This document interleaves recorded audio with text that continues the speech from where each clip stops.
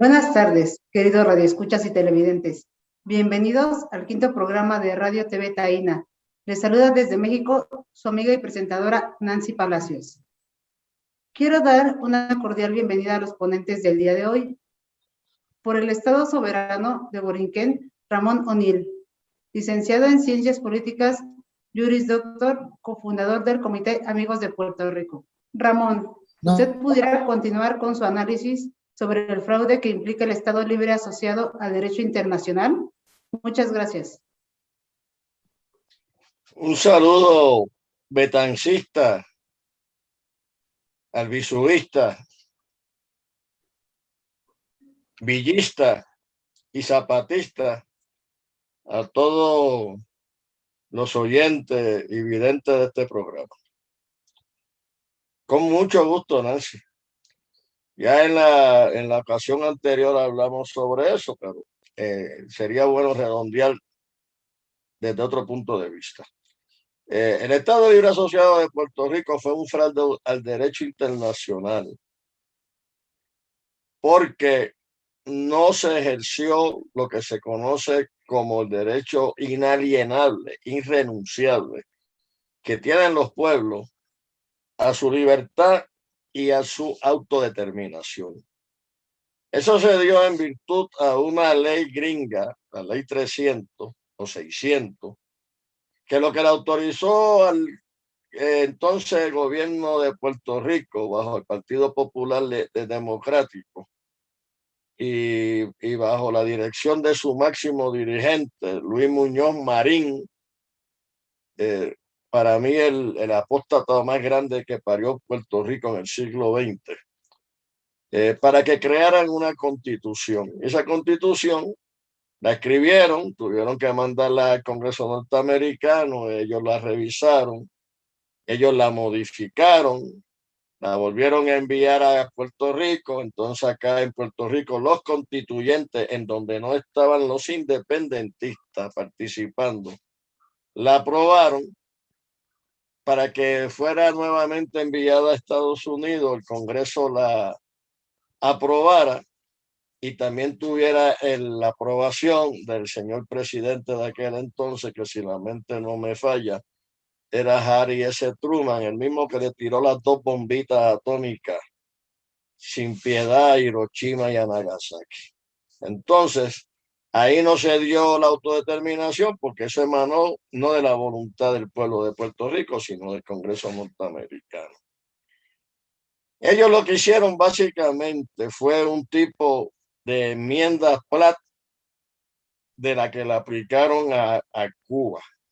Por ejemplo, en Cuba, en el 20 de mayo de 1902, 4 años después de la invasión, que fue en el 1898, ellos la autorizaron a escribir una constitución, los gringos, y el grupo constituyente cubano tuvo que admitir dentro del contenido de su constitución la famosa enmienda Platt, que quizá hoy en día las generaciones nuevas no sepan de ellos, pero eso era básicamente reconocerle el derecho al gobierno norteamericano de cuando quisiera pudiera entrar en los asuntos políticos cubanos y también en los asuntos económicos, controlar las aduanas, controlar la hacienda,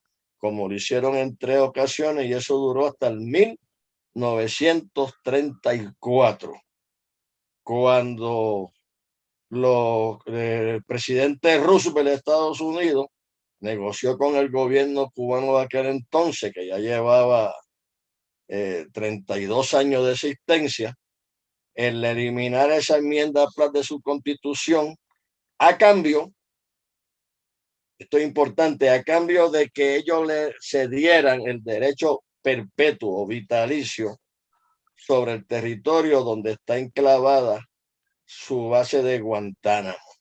Esa fue la negociación, pero en el caso de Puerto Rico no llegamos ni tan siquiera al nivel de la enmienda Platt porque no logramos aunque fuese una soberanía bajo un protectorado, como fue el caso de Cuba.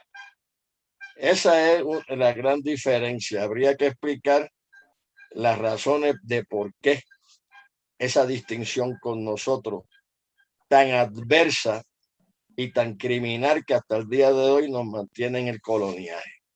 Continuaré. Agradezco a Ramón. El día de hoy tenemos a Gabriel Ramírez Villalba.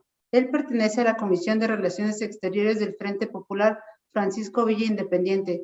Saludos, compañero Gabriel. ¿Cuáles son tus reflexiones sobre el aniversario 98 del asesinato del general Francisco Villa? Buenas tardes, compañeros de Radio TV Taína.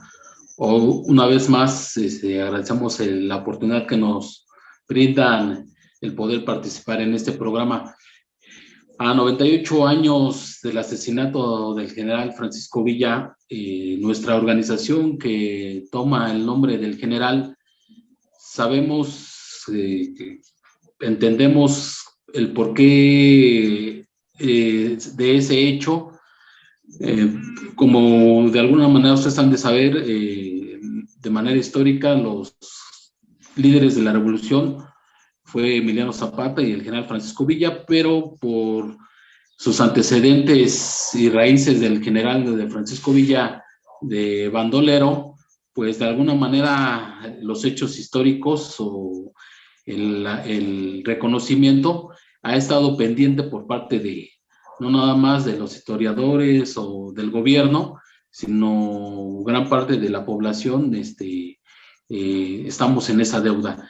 Y nuestra organización, hace poco más de 32 años de existencia, toma su nombre por ese carácter popular, esa nobleza de que cuando fue gobernador del estado de Chihuahua, en tan solo unas semanas, de alguna manera les hizo justicia al pueblo de Chihuahua al crear escuelas, generar trabajo, empleo, de alguna manera garantizar la salud, la alimentación de la población.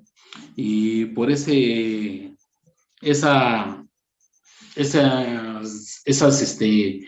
ideas que aplicó en ese breve espacio, nuestra organización, además de rendirle homenaje en la parte de que formó parte como general de la División del Norte, donde derrocó a las fuerzas porfirianas, al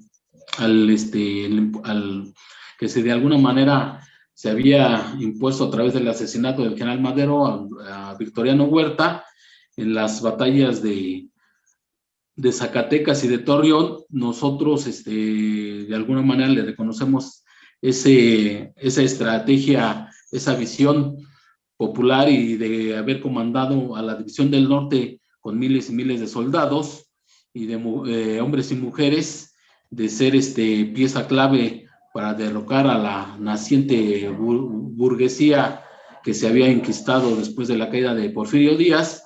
Y por esa razón nuestra organización toma el nombre del general Francisco Villa desde hace 32 años.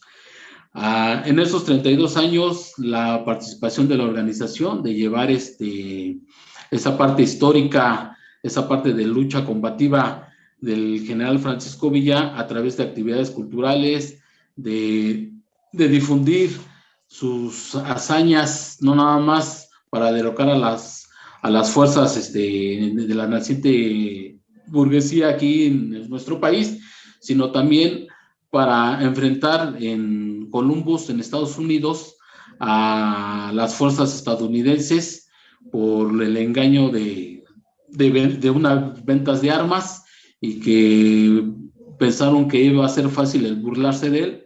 Él invadió la ciudad de Columbus y bueno, creemos que fue importante porque ha sido el único que ha enfrentado al imperio en su tierra, y que después de que 30,000 hombres lo salieron a buscar en la expedición punitiva, pues no lograron capturarlo. Gracias, nosotros entendemos al arraigo que tenía dentro de la población, dentro de la población y que por esa razón y motivo, pues quedó de alguna manera invicto de sus hazañas. Pero de alguna manera, a pesar de que él se retiró y que ya no siguió peleando, se retiró de manera pacífica, pactó con el gobierno para dedicarse a otras situaciones. Con todo eso, sus enemigos pues no descansaron hasta asesinarlo y hasta de alguna manera profanar su cuerpo para estudiar por qué el comportamiento de una persona sin tener habilidades académicas había enfrentado a todo lo que él vivió en esa época. Muchas gracias. Muchas gracias, Gabriel. Ramón, ¿podría abundar sobre la encomienda Platt dentro de la Constitución de Cuba? Con mucho gusto, Nancy.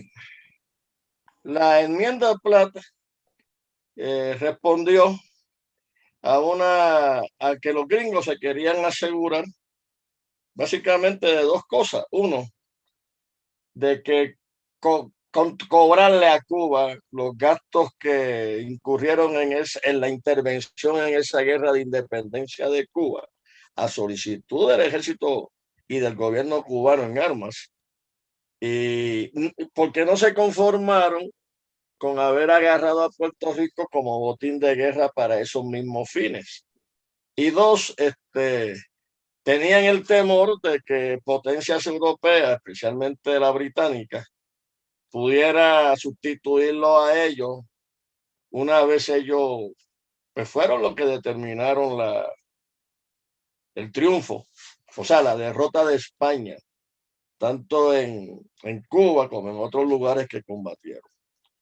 En el caso nuestro en particular, los gringos lo que hicieron fue que la ley Fora, que la ley Jones, corrijo, la sustituyeron y la metieron dentro de la Constitución del Estado Libre Asociado de Puerto Rico, esa mogolla jurídica, como la Ley de Relaciones Federales. Y en virtud de esa ley, pues ellos determinan moneda, emigración, inmigración, ciudadanía, defensa nacional, relaciones internacionales, relaciones comerciales, diplomáticas, políticas, e intervienen en todo lo que ellos crean en Puerto Rico. El mejor ejemplo es la Junta de Conciliación Federal, que yo le llamo la Junta Depredadora, que es la que manda en Puerto Rico.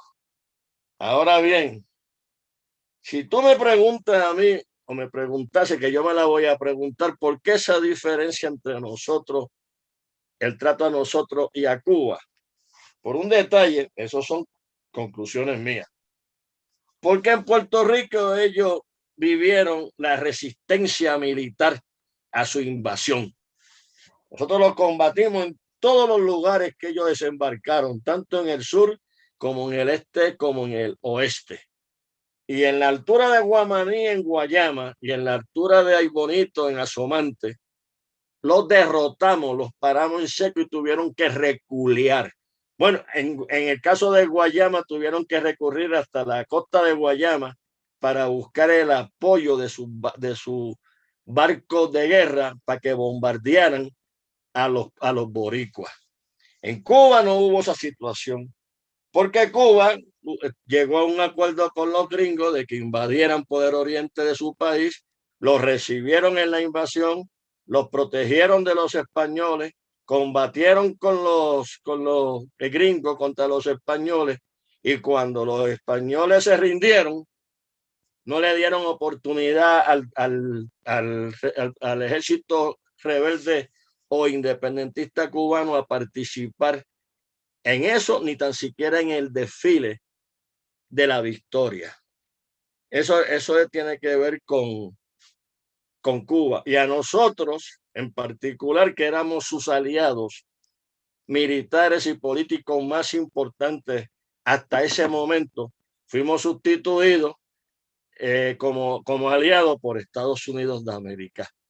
Entonces los Estados Unidos de América tuvieron que venir y reconocerle el derecho a Cuba a ser independiente, porque previamente, en el 1897, creo que fue 18, 19, 20 de abril de 1898, aprobaron la resolución conjunta donde le reconocieron a Cuba su derecho a ser libre, y a Puerto Rico en particular nos excluyeron. Entonces, hoy en día el Estado Libre Asociado está más que confirmado como una colonia. Un saludo a los camioneros de Puerto Rico, porque acaban de enfrentarse a la Junta Depredadora Federal Gringa en Puerto Rico y la calificaron como una junta que actuaba en forma absolutista, tipo monarquía. Imagínense, en el siglo XXI estamos viviendo nosotros esa ignominia. Saludo desde aquí a Vanesita, a Ketsi, a Calisto, a Gelpi y a otros dignos nacionalistas y patriotas y boricuas. Muchas gracias, Nancy. Te agradezco, Ramón. En el segmento cultural, esta tarde se encuentra Edith Ortiz, y en los apuntes taínos tenemos como invitada especial a la doctora Elda Carreño.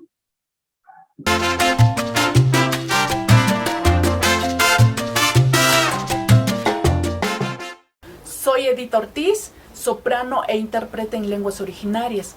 Nací en la comunidad de Villa de Guadalupe Victoria, San Miguel el Grande, Tlaxiaco, Oaxaca. Gracias, compañeros, y a todos los integrantes que conforman Radio y TV Taína por la invitación. Es un honor para mí platicar con ustedes. Bueno, nací en la comunidad, como les dije, una comunidad aislada, muy pequeña, pero grandiosa por su cultura, porque conserva su lengua materna, y yo digo que es un lugar precioso por eso. Se rige por usos y costumbres. La mayoría de las personas hablamos nuestra lengua materna, que es tunzavi, mixteco, y allá se rige por usos y costumbres.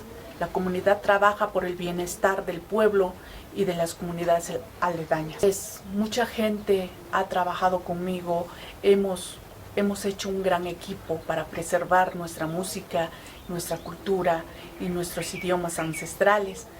He ido a distintas comunidades de México, he platicado y convivido con las personas, la mayor parte son personas adultas, porque son las que hablan su lengua, nos cuentan anécdotas y también les enseñan a sus nietos, pero hay unos que sí aprenden, hay otros que no, porque tienen que viajar a la ciudad y ya no regresan, o simplemente no tienen ese interés, ¿no?, de aprender. Pero yo digo que es parte fundamental esto de nuestra cultura, de nuestra tradición, es una resistencia cultural, trabajar día a día al respecto para que esto progrese y en las futuras generaciones aprendan a valorar también pues nuestra cultura en general. Y bueno, en mi comunidad, pues como les comenté, pues es algo muy hermoso porque todos trabajan, todos cooperan, todos cuando hay un tequio o hay una fiesta o la fiesta patronal, todos conviven, todos aportan y todos se apoyan. Eso para mí es fundamental y bueno, digo que mi canto fortalece las diferentes identidades de los pueblos originarios, el cual nuestra cultura tiene una gran similitud con la de Puerto Rico. Y les comento, compañeros de Puerto Rico, que estoy con ustedes, que desde aquí de México les mandamos un gran abrazo solidario, toda la fuerza y también tener el corazón fuerte, ¿no?, para luchar, porque no es fácil, es una lucha constante, es una lucha complicada. Sin embargo, el día de mañana, pues todo esto dará sus frutos y esperemos que sea muy pronto. Que sea muy pronto. Les deseo lo mejor para la independencia de Puerto Rico. Platico un poco de esta pieza que vamos a escuchar. Es de mi 7º disco y se titula Itandeyu. Es una pieza donde trabajé con el maestro Raúl Suárez Monter. Él le puso la música, yo la letra, y fue un trabajo colectivo. Este disco es algo muy especial para mí porque trabajé con muchas personas de distintas comunidades donde me apoyaron mucho en cuanto a su idioma. Para poder escribir, dependiendo de la comunidad, de cómo vivían antes o cómo viven ahora, que se titula Itandeyu, que quiere decir orquídea, porque así son nuestras lenguas originarias. Es un abanico de colores, de sabores, de olores y de resistencia. Con ustedes, Itandeyu. Disfrútenla.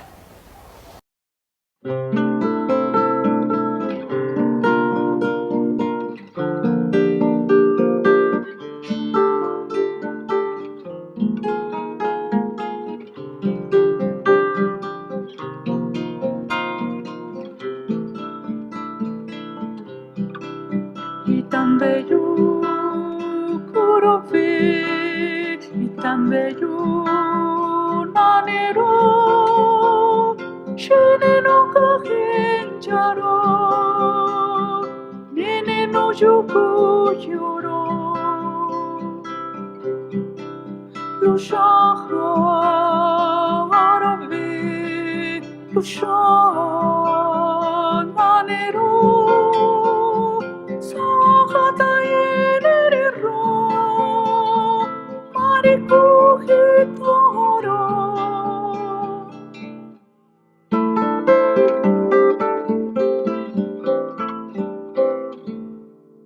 Unire kotoriro, unire kariharo, paniku kantarife, nene no koenere ho, unire kotoriro, unire kariharo, paniku kantarife, nene no koenere ho.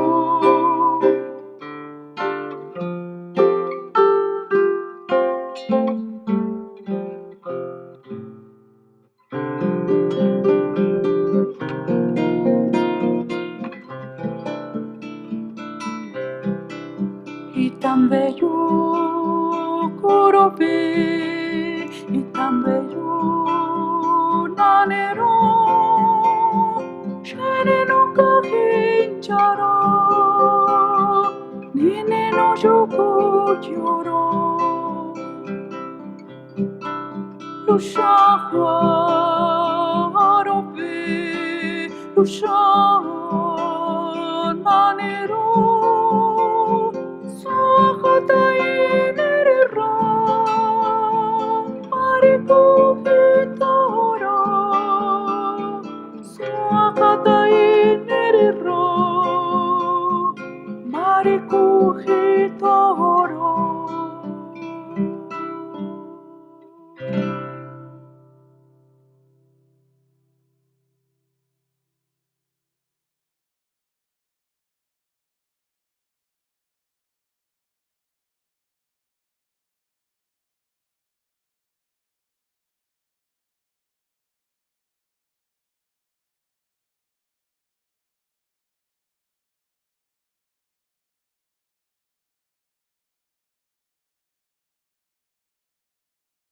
Compañeros, desde México les mando un abrazo solidario, así como todo mi equipo de trabajo, mis músicos, les mandamos un fuerte abrazo y sé que la semilla que están sembrando hoy, mañana florecerá.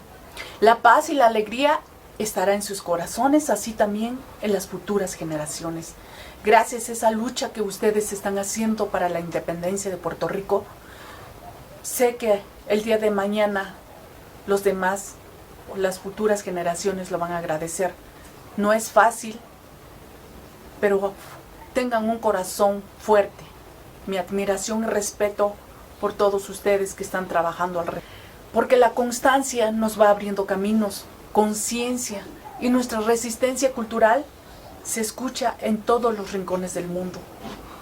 He tenido la oportunidad también que me inviten a otros países donde he compartido mi música, mi canto con otros hermanos indígenas, y somos una gran mayoría, el cual me da mucho gusto porque sé que en cada punto, en cada rincón del mundo existimos personas que estamos trabajando al respecto, que nos gusta, pero sobre todo que tenemos esa gran responsabilidad como ciudadanos de este mundo, de trabajar, de resistir, de no darse por vencido, por luchar por nuestra cultura, por nuestras tradiciones, de levantar la voz siempre y nunca decir que pues no lo valoran o la gran mayoría no quiere escucharme y me doy por vencida. No, a seguir adelante. En algún momento dará frutos, pero hay que trabajar siempre. Así es que, compañeros, por favor, no desistan, sigan siempre adelante. Juntos luchemos con nuestra única arma, que es nuestra voz. Bueno, también les comparto esta segunda pieza musical, que pues igual habla de nuestra cultura, se refleja en nuestras tradiciones y sobre todo la interpretación es también en una lengua materna de México, una lengua originaria que aún resiste, que son 68 lenguas originarias aquí en México que aún resisten. Somos la mayoría a trabajar al respecto porque somos afortunados en este planeta de tener nuestros orígenes. Y bueno, si gustan escuchar algún disco, ya están en todas las plataformas digitales.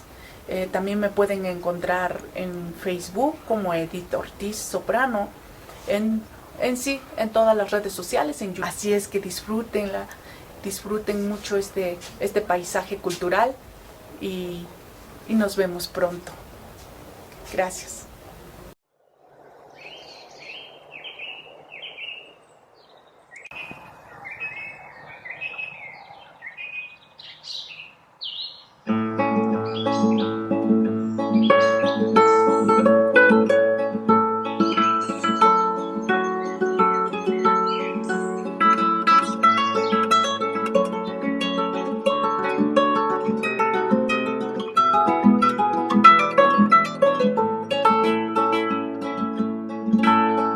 Mamma,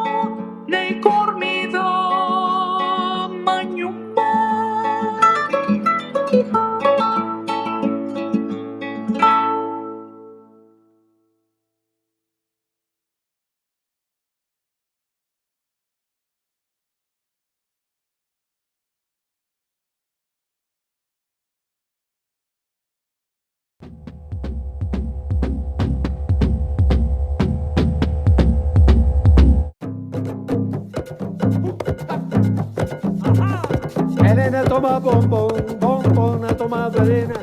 Elena toma bombón. Hay que tener presente que los taínos no eran una raza belicosa, más bien era una raza pacífica y hospitalaria.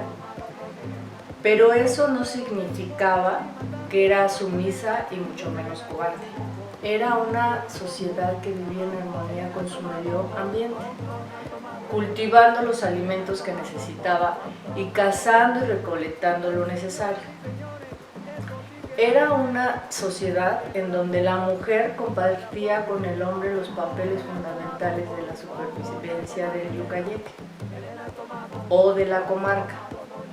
Tan era así que la herencia político-militar era por vía del matriarcado. El hijo del cacique no heredaba el poder, lo heredaba su sobrino, hijo de su hermana. Actualmente se sabe que en Borinquen llegaron a existir 13 cacicas y que las mismas combatieron a los invasores españoles. En 1511, la rebelión de los taínos en Borinquen. La tesis que prevaleció hasta la primera mitad del siglo XX fue que la rebelión taína fue sofocada inmediatamente por los españoles, comandado por su jefe militar, Juan Ponce de León.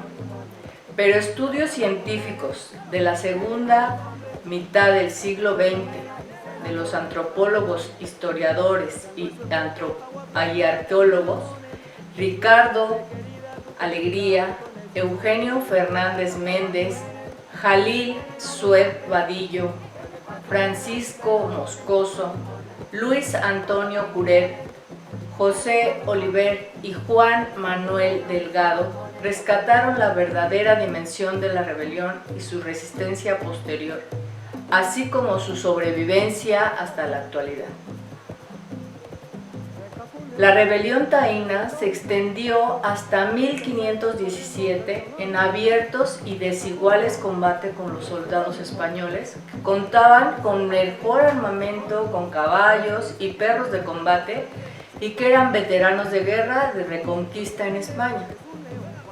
Ante la imposibilidad de vencer a los españoles en combates abiertos, los taínos optaron por refugiarse en las sierras y emigrar hacia las Antillas Menores, para desde esos lugares implementar lo que hoy se conoce como la guerra de guerrilla. Por casi 200 años estuvieron destruyendo y quemando poblados españoles y sus buques en diferentes bahías. Agüeybana el Bravo fue quien comandó a los taínos en su guerra por expulsar de su territorio a los españoles. Actualmente está considerado como el primer héroe boricua. Y un dato importante es que las docenas de caciques y cacicas en guerra contra los españoles, solo 2 se rindieron. No se rendían aún sabiendo que si los capturaban, los someterían a la esclavitud y serían marcados con una F en la frente, mediante el hierro al rojo vivo conocido como carimbo, como esclavos del rey Fernando de España. Posteriormente fueron clasificados como pardos para minimizar su número y así poder traer más esclavos negros a Borinquen. El profesor de la Universidad de Puerto Rico, del recinto de Mayagüez, Juan Martínez Cruzado, experto en genética, encontró en un estudio que realizó sobre el ADN contenido en la mitocondria de las células de 800 boricuas que sus antepasados por vía materna son un 61.1 taínos, 26.4 africanos y 12.5 caucásicos. La leyenda del origen de Borinquen. Cuenta la leyenda de los propios taínos que el surgimiento de su patria Borinquen, que en lengua taína significa la tierra del altivo Señor, fue de la siguiente forma. Según ellos, en las lejanas tierras llamadas Osts, actualmente identificadas como las Islas Canarias, en cierta remota ocasión, sus islas arrojaron torrentes de lava y fuego hacia el cielo, y aquella materia encendida cruzó el Océano Atlántico y cayó en lo que hoy es conocido como el Mar Caribe, nombrado así en honor a los indios caribes, cuerpo de agua marítima que enlaza al Océano Atlántico con el Golfo de México. De esa materia encendida se formaron, según los taínos, 4 nuevas islas: Borinquen, Haití, Cuba y Jamaica. Es decir, se formaron las actualmente conocidas como las Antillas Mayores. La primera en formarse fue Borinquen, la Antilla Mayor, que queda más cercana a las Islas Canarias, estas situadas muy distantes en el otro extremo del Océano Atlántico, cerca del continente de África, hoy parte de España. Y en tiempos remotos, habitadas por los guanches, que eran hombres rubios de ojos azules. Islas que son de origen volcánico, siendo su volcán más alto el Taide, el cual estuvo activo en tiempos lejanos. ¿Cómo sabían los taínos que existía al otro lado del Atlántico esas tierras que llamaban Osts? ¿Y cómo sabían de la existencia de los guaches, de la condición volcánica de esas islas y de que las erupciones volcánicas crean nuevas tierras? Además, es curioso que en el siglo XIX salieran de las Islas Canarias grupos de colonos a poblar el territorio de Borinquen, asentándose especialmente en la costa norte entre los municipios de Arecibo e Isabela, y que los actuales canarios sean fanáticos del ritmo conocido como salsa, tanto que celebran actualmente su Festival de la Salsa. Y hablando del ritmo de la salsa, si es salsa de la gorda, de la dura, como la llamaba el siempre presente Marvin Santiago, el sonero del pueblo, es boricua. La mejor recopilación de voces taínas y el mejor diccionario taíno es obra del científico boricua Cayetano Col y Toste, 1880-1930, el cual usamos como fuente informativa. Así también el libro Isla y Pueblo, División de Educación de la Comunidad, Departamento de Instrucción Pública, Puerto Rico, 1968. Además consultamos la ponencia La Rebelión Taína, Crónica de una Guerra Negada, del profesor Miguel Rodríguez López, y el ensayo Contando en la Historia Taínos en Pie de Guerra, del profesor Francisco Pesante.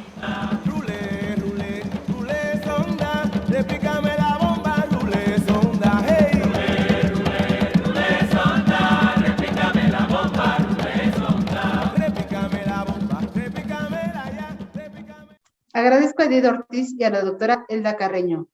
También contamos con la presencia del licenciado Jean Félix Benoit. Su tema es la situación que vive Haití y sus perspectivas. Bienvenido. Tenemos que precisar, Michel Joseph Martelly es el presidente o ha sido presidente de Haití de 2011 a 2014. Fue quien le repasó el poder a Jovenel Moïse para que lo regresara en el poder. Ahora, imagínate, son cosas que no han ocurrido en la historia de Haití desde hace más de 115 años, que matan a un presidente. Y de por sí había una situación donde muchas pandillas en todos los, digamos, las ciudades del país, el país estaba librado a las pandillas, es decir, los sectores del poder, diferentes sectores, en vez de crear instituciones, debilitaron a la Policía Nacional. No hay fuerza pública, dejan todo en manos de las pandillas. Y esas pandillas hace meses que están haciendo una guerra abierta entre sí mismos, unos que son partidarios de diferentes sectores, pero en las zonas populares. Políticamente, eso qué, digamos, clima política crea. El gobierno norteamericano, la ONU, la OEA piden elecciones en septiembre. Entonces, los enfermizos del poder, obviamente, ya se precipitan en una campaña electoralista tras del poder. Pero, adentro del sector del poder, el primer ministro, que era un primer ministro de facto saliente, había uno que había nombrado al presidente que no tomó función. Digamos, los 10 senadores que reunieron, que es la única institución republicana que tiene gente electa, también se reunieron, eligieron, entre ellos, el senador Joseph Lambert como presidente provisional. Entonces, dentro de la aristocracia, como Jovenel optó de satisfacer a un sector de la digamos, cúpula del poder económico, y también quiso crear su sector, pero el dato se le olvidó que no tenía el control de sus propias fuerzas de seguridad. Entonces, una población librada a sí misma, una campaña de persecución, de matanza entre ellos dando con todo, y un pueblo, digamos, librado a sí mismo, también una represión de militantes políticas no declaradas. Y ese trabajo sucio lo hacen las mismas pandillas. Y también muchos asesinatos de policías. Muchos asesinatos. Ahorita hay un proceso de asesinato y también un proceso de venganza. Y también quisieron hasta desviar la atención para empezar a atacar, porque dicen que 2 latinoamericanos, o gente con facha latinoamericanos que agarraron, son doctores cubanos. Y el antiguo primer ministro, Logan Lamont, declaró que fueron gente de Venezuela. Pero el mismo presidente de Venezuela presentó el mismo jefe del ejército, el mismo ministro de defensa de Colombia, y el jefe del ejército de Colombia declararon que fueron antiguos militares colombianos y lo que conocen más como los parracos, que son gente psicópata, borracha, drogados, entrenados en fuerzas, asesinatos. Muchos han sido capturados por la policía y muchos también por la misma población. Ahora en Haití se vive un vacío de poder. Es decir, el primer ministro quiere afirmarse como nuevo presidente provisional, digamos, presidente provisional. El nuevo senador, bueno, el senador Lambert ha sido también indexado como nuevo presidente. Es decir, hay una lucha por la presidencia ahora. Haití anda sin presidente y sin una institución republicana que pueden tomar en mano la situación. Es decir, el poder de facto. Y según una misma declaración hoy, todos los sectores del poder digamos, se complotaron para ejecutar al presidente. Porque el señor como presidente de la República no había creado una situación caótica para que él tuviera el control del país, del poder. Una inseguridad generalizada que él terminó siendo víctima de misma inseguridad. ¿Te imaginas un presidente que ejecutan adentro de su cuarto, que tiene una guardia presidencial cuidándolo, y también tienes que pasar 8 filtros para llegar a ese presidente? Pero, como todas las evidencias dejan claro de que fue una ejecución, fue un golpe de Estado interno en el mismo sector del poder. Ahora, políticamente, hay que ver dos lineamientos. El pueblo, las organizaciones populares que se siguen organizando en el terreno con el poder, los sectores políticos tradicionales que están tratando de postularse para que los mismos fabricadores de fantoches en el poder tengan su bendición y puedan tener la presidencia en las siguientes elecciones. Mientras tanto, la matanza sigue y la prensa nacional, tanto internacional, no dice nada. Y desde hace semanas, nadie, y te lo agradezco, Karuki, con tu gente, que me den la oportunidad de dar una voz contraria, porque nadie de la prensa que siempre canta lo de Haití ha dicho nada de lo que está pasando en Haití. Nada. Eso es la situación concretamente hablando. Me queda agradecer mucho a la Radio TV Taina, y gracias por ese nombre, compañeros, Karuki y tu gente, porque los tainos han sido los primeros habitantes de la isla antes de llegar la llegada de los españoles. Es decir, esta referencia es importante porque la historia le falta difundir, sistematizar la historia de Haití, de la isla total. Haití, la República Dominicana, ha sido antes dividido en 5 cásicos, bueno, que es otra parte de la historia, y se había ocupado por los tainos. Ahora, ¿cuáles son las perspectivas? En el análisis hay que ver una perspectiva desde el aspecto geopolítico, es decir, el mundo se está rediseñando. Corremos el riesgo donde la lucha entre las superpotencias, donde se están emergiendo 3 grandes potencias, no solamente Rusia y Estados Unidos. Estados Unidos y Rusia son las potencias militares más fuertes porque tienen más armas nucleares. Pero China, como nueva potencia económica, también es una fuerza. Y se van a rediseñar zonas de influencias. Entonces, América quiere quedar, los gringos quieren quedar con su zona de influencia y no quieren perder ni una purga de nada, porque en América, digamos, en Nicaragua, digamos, mal que mal, está la izquierda en el poder. En Cuba, no digamos, en Venezuela, pues igual. Entonces, se está en Haití o en varios países utilizando los sectores más lacrosos como aliados seguros del sistema y gente también que tienen bajo control para gobernar. Y esta gente, como les dejan hacer, pues dejas a un niño una pistola en la mano, se empieza a disparar a viento y diestra hasta se mata a sí mismo. Así veo esta gente en el poder ahorita en Haití. Son gentes hambrientos de poder, ambiciosa, que están tras de billete, drogadictos, narcos, burgueses, digamos, tradicionales sin perspectivas, que siempre se enfocan a la riqueza material sin una visión nacional, sin una visión de país.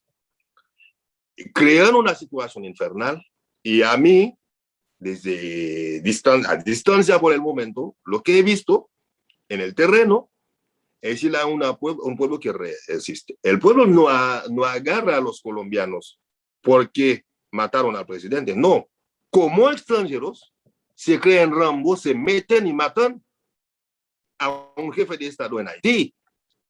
Entonces les dieron cacería, los agarraron. Y eso les felicito, saludo al pueblo haitiano porque no mató a nadie, los entregó a la policía. Porque de ahí ellos tendrán que hablar, porque fue un contrato de $15 millones. Ahora, las perspectivas hay que verlo interna, ¿no?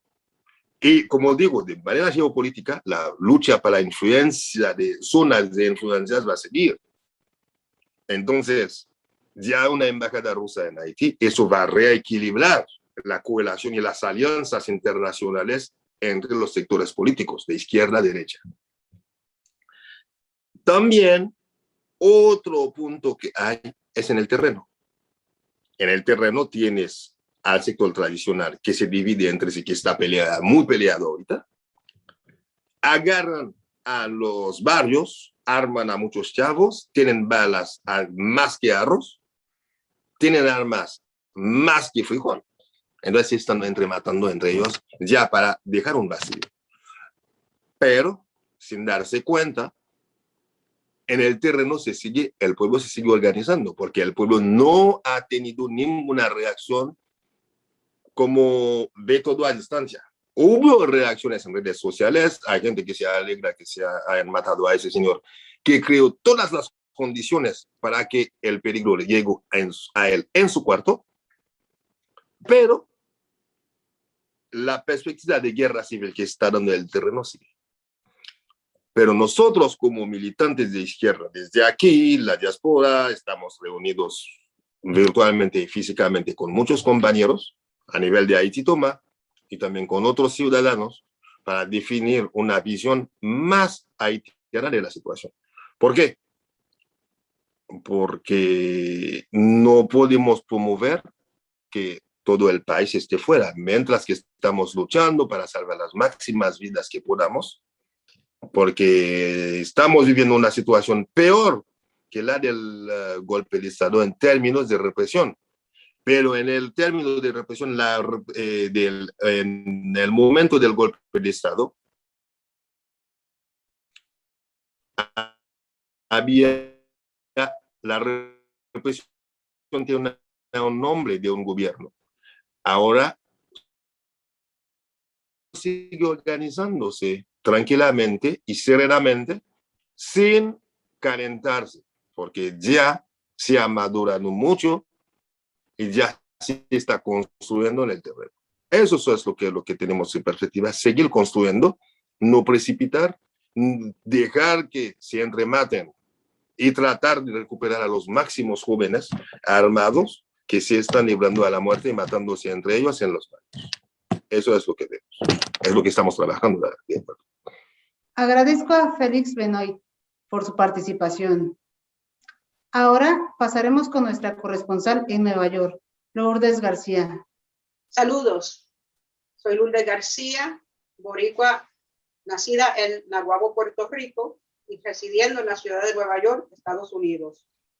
Desde los 18 años estoy luchando por la independencia de Puerto Rico, por los derechos democráticos de las comunidades puertorriqueñas en los Estados Unidos y en solidaridad con los pueblos hermanos de América Latina y el Caribe, África y Asia. En este segmento estaré entrevistando a un artesano y activista boricua residiendo en el estado de Nueva York, el compañero Jesús Mangual, que se ha dedicado a el rescate de nuestra cultura indígena. Bienvenido, compañero Jesús. Háblanos un poco de tu trabajo como activista y artesano.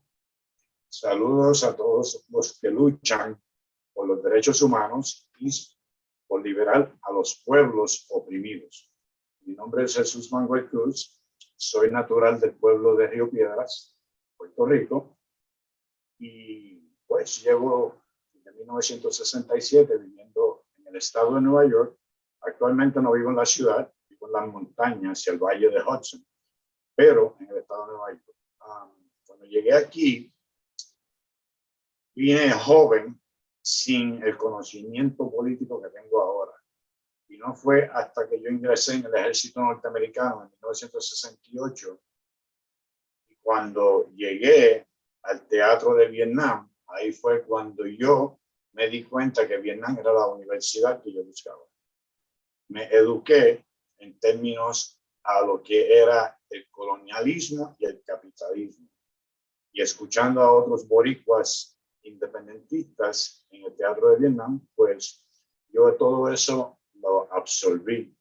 Cuando regresé a la ciudad de Nueva York, después de concluir mis 3 años de servicio, pues ahí empecé a identificarme con el movimiento libertador, lo cual me llevó en 1973 a hacerme miembro del Partido Nacionalista de Puerto Rico,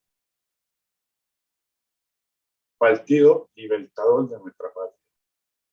Y hasta el día de hoy todavía sigo ejerciendo ese compromiso que tengo con mi nación. Lo único que ahora comparto mi idea política con el concepto del artesano indígena que se dio en Puerto Rico antes de la llegada de Cristóbal Colón y sus secuaces. Gracias, Jesús. Tenemos aquí varias piezas tuyas que tú has tallado en madera, en diferentes clases de madera. ¿Nos puedes hablar del significado que puedan tener estas piezas? Bueno, para el taíno, no solamente el taíno de Puerto Rico, porque el taíno residía en varias islas, en todas las islas mayores, las Antillas mayores. El taíno producía lo que él llamaba semis.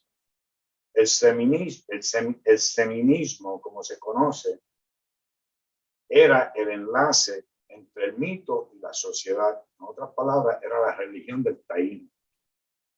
Para comenzar, yo empecé con esta primera figura, que es un puñal ceremonial. Y todo fue por una experiencia que tuve, una pieza que había comprado, que había sido elaborada en arena. Pero cuando regresé a la ciudad de Nueva York, se rompió. Y ahí yo decidí duplicar ese puñal ceremonial. Ese fue el comienzo, hace más, desde 1982. Estoy yo tallando y todavía no he encontrado la forma de parar. Entonces, para que le echen un vistazo a lo que es un semí.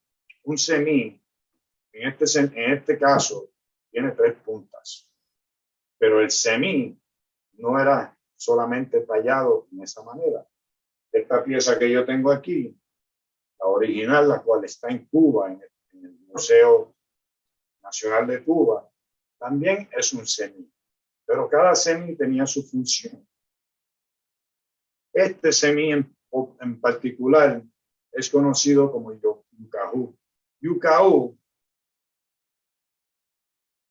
y atabey o atabeira eran los 2 semíes supremos de todo que componía la religión de Puerto Rico. ¿Por qué atabey? Porque atabey, vamos a decir, es una manifestación de Pachamama. Esta es nuestra Pachamama, atabey. Entonces, ahí si usted ve a la señora Rana, ella está pariendo. Está en Ñangotá pariendo. Yucajú, ¿por qué él era la máxima figura? Porque él era el dios de la yuca. Con este semí yucajú se lo ponía a los conucos para pedirle abundancia de yuca, cazaban a los dioses. Ese es el principal semí. Y ahí nace la religión del seminismo. Entonces, hay otros semíes, como este, que quizás no sea tan reconocido como yucajú. Tiene atrás una serie de líneas. Son diseños que realmente, según lo que yo he leído, son una historia. En otras palabras, este semí era como un periódico. Aquí el taíno leía lo que iba a suceder diariamente en el Batey y en la nación puertorriqueña. Aquí tenemos mis amuletos. Son muchos los que hay. Todos eran tallados en piedra. Estos son madera porque ese es el medio que yo utilizo. Pero eran tan elaborados que yo me di a la tarea de averiguar por qué era tan difícil de tallar. Pues estos son difíciles de tallar, pues son pequeños, pero imagínense que eso usted lo esté haciendo en piedra. Aquí tenemos otra imagen de lo que es un caimán. Un caimán que se da en toda Latinoamérica y el Caribe. Aquí tenemos los collares famosos de Puerto Rico. Estos collares, aunque este fue elaborado en la República Dominicana, el original, pero el taíno estaba en todas las Antillas mayores. Y todo esto era hecho en piedra. Imagínense una pieza como esta que pese 60 libras, 80 libras, porque la piedra es pesada. De estas piezas, de estos collares, solamente se producían 17 por generación, por sus dificultades. Ustedes pueden ver los detalles. Esto es de la República Dominicana. ¿Y qué quieres decir por generación? ¿A qué se refiere eso? En otras palabras, por cada generación que nacía, aproximadamente cada 27 años, 27, 30 años, pues por su dificultad no podían producir tantos como los semíes. Los semíes abundaban, especialmente lo de las tres puntas. Por donde quiera, hasta en las playas. Usted puede caminar por las playas, puede hacer una excavación profunda y puede encontrar semillas, mientras que los collares eran de la preferencia particular para el cacique. Él era el único que tenía derecho a tener un collar en sus manos. De la única manera que se podían heredar era a través de una guerra o de un matrimonio. Ninguna de estas piezas se podían vender. Por aquí hay quien las vende. Yo, desde que comencé, esa fue mi intención, de vender mi arte. Pero según fue pasando el tiempo, fui aprendiendo más y más. Y una cosa que averigüé fue que el arte taíno no se vende. Porque si se vende nuestro arte, es como si vendiéramos a nuestra madre. Estamos vendiendo nuestro patrimonio. Y yo lo que quiero es rescatar el legado que nos dejaron nuestros ancestros. Porque si desaparece el arte, desaparece la cultura taína. Y se han hecho muchos estudios a través de los años que indica que la presencia taína aún está presente. No desaparecimos.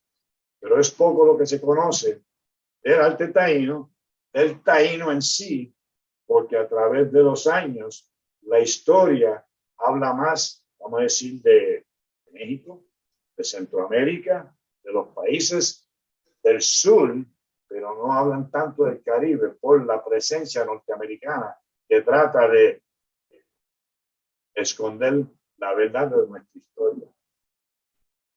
Muchas gracias, Jesús, por invitarnos a tu casa y compartir con nosotros este trabajo tan increíble que estás haciendo por rescatar nuestra cultura indígena. Como Jesús nos ha señalado, la cultura es indispensable para la identidad de un pueblo y para el futuro de un pueblo. En el caso de Puerto Rico fue colonia de los Estados Unidos durante 405 años. De España, perdón, durante 405 años. El 25 de julio de 1898, Puerto Rico fue invadido por los Estados Unidos. Ya son 123 años que hemos sido colonia de los Estados Unidos. Y de la misma manera que nuestros antepasados lucharon contra el Imperio Español, estamos hoy luchando contra el Imperio Norteamericano. Y le estamos exhortando a todos nuestros compañeros en toda la región, en toda América Latina y el Caribe, y donde quiera que se encuentren, que se unan a nosotros en denunciar la ocupación militar que todavía sufrimos en Puerto Rico, la explotación, la opresión y el genocidio que representa el colonialismo que vivimos bajo los Estados Unidos.